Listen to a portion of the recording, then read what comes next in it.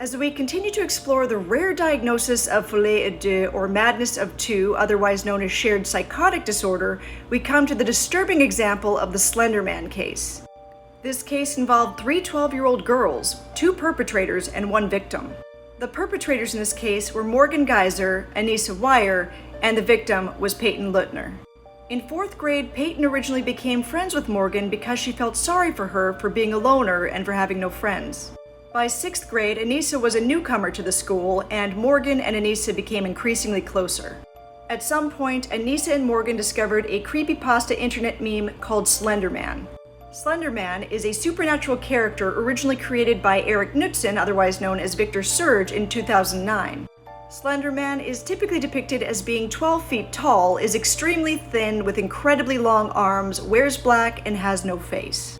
He is sometimes portrayed as having tentacles.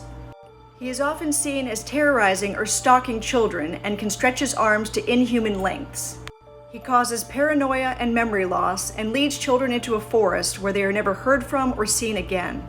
And when he allows the children to remain in their homes, he gives them orders to kill so that they can become a part of his inner circle.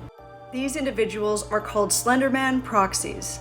In order to meet Slender Man, Morgan and Anissa decided to offer Peyton as a sacrifice. And on May 31st, 2014, after celebrating Morgan's birthday the day before, the two girls convinced Peyton to play hide-and-seek with them within the woods. Morgan was the seeker, and Anissa and Peyton were the hiders. Morgan had the knife, and when Anissa gave the verbal command, "Go ballistic and crazy now," Morgan proceeded to stab Peyton 19 times. The two girls then led Peyton deeper into the woods in hopes that she would die there and that they would get to meet Slender Man and know that he existed. Peyton managed to climb out of the woods and was discovered by a man on a bike who notified police, and she was hospitalized. Miraculously, she survived. The age and gender of the perpetrators is incredibly uncommon, for one to commit this act, let alone two. Morgan stated she intended to kill and had no remorse. Both admitted to the crime and were found not guilty by mental disease or defect. Morgan was sentenced to 40 years in a mental hospital. Anissa was sentenced to 25 years in a mental hospital, but after 7 years she was released. Morgan was diagnosed with early onset schizophrenia, which is extremely rare. Her father allegedly had schizophrenia as well.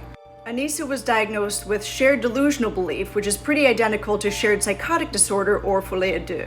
Morgan was considered the primary person in the diagnosis, and Anissa was considered the secondary person. And as predicted, when the two were separated, Anissa's symptoms resolved. But curious to hear your thoughts. Feel free to leave a comment.